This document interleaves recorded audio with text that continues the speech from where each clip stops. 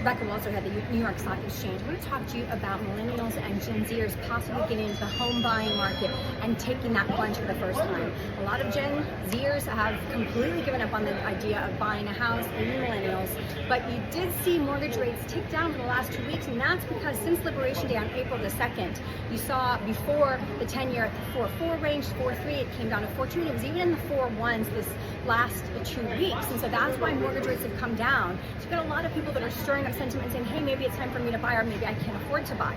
Although other consumers are thinking, I'm not sure how the tariff policy is going to impact me. Will it reduce my hours? Will it reduce my job? Will I be laid off? So you're going to see home sales in general affected between negative consumer sentiment around the Trump tariff situation, and also millennials being enticed because the interest rates are coming down, and Gen Zers. So I just want to say overall that real estate, whether or not its absolute value comes down, it is a relative asset. It is what we call a bridge relative asset. What that means is that it is all relative.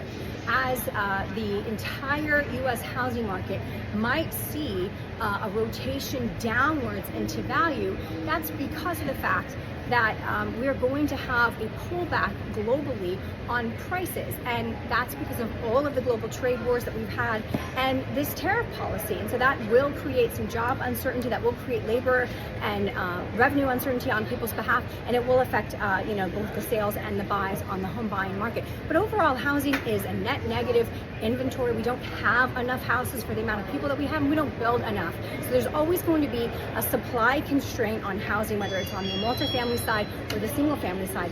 And that means that that demand will long-term be there. There could be small time gyrations, and we might have a total market gyration to the downside. But relative to everyone else, it will happen universally in your market area, and therefore it is an asset that we consider to be more of a safety asset than what would be a financial derivative, and not a hard asset, which would be an asset that's deriving its value from a company, which would be an equity, or a debt payer, which would be a bond. So housing and real estate is always a long-term hold bridge asset that will, in the long term, serve you well even through temporary price gyrations.